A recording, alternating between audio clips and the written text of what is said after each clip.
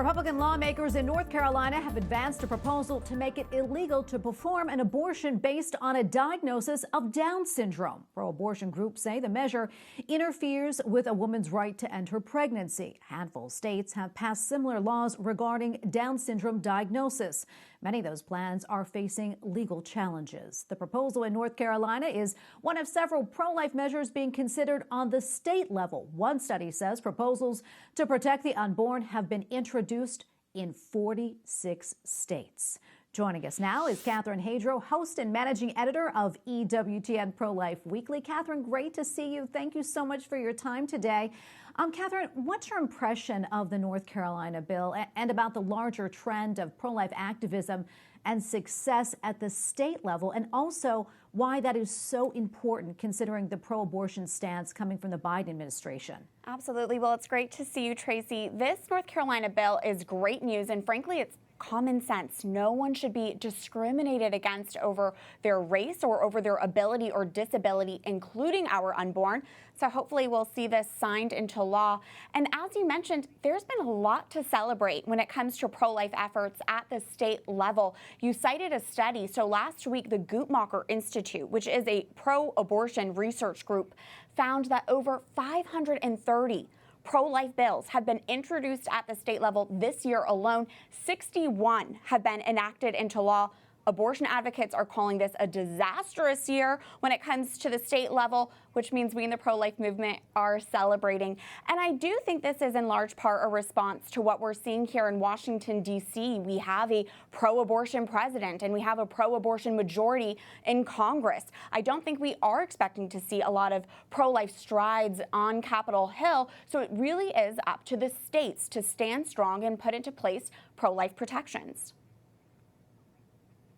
Catherine, what role are pro-life governors playing in leading this legislation? What more can you tell us about that? I will say pro-life governors are really having a moment right now. We're seeing a lot of governors really step up to the task and put into place great pro-life laws. For example, last week, Arizona Governor Doug Ducey signed a bill into law that's similar to this North Carolina bill. It is a discriminatory abortion ban. And also last week, Montana Governor Greg Gianforte signed 3 landmark pro-life bills into law. Those bills ban late-term abortion, put safeguards in place for chemical abortions, and require an ultrasound ahead of an abortion. I spoke with Governor Gianforte this week for EWTN Pro-Life Weekly, and Tracy, he told me this was a priority for him when he came into the governor's office in January. This pro-life issue and these pro-life bills were a priority for him, and he, as governor, has a greater ability to advance the pro-life cause, more so than when he was in Capitol Hill and in Congress, because after all, governors are the chief executives of their state.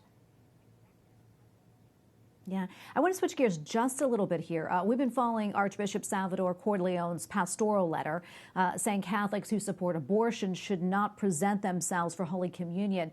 Do you suspect that we'll continue to see similar action from more bishops?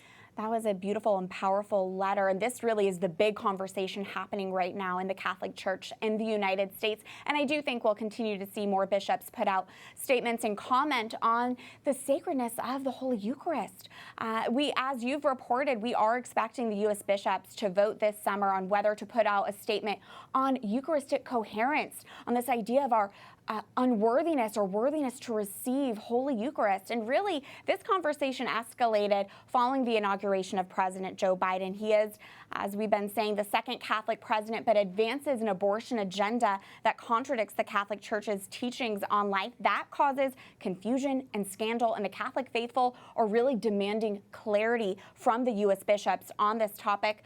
Relatedly, I also spoke this week with Bishop Joseph Coffey. He has publicly stated he is committed to praying every single day for President Joe Biden, that he is a conversion on the life issue. And Tracy, I just think that's a great reminder for us all that conversion is possible, and we should all be praying every single day for our president. Absolutely, Catherine. I definitely agree with that. Thank you so much. And thank you for coming on. Wish we had more time to talk. Catherine Hadro, host and managing editor of EWTN Pro-Life Weekly. Thanks again, Catherine. Thank you.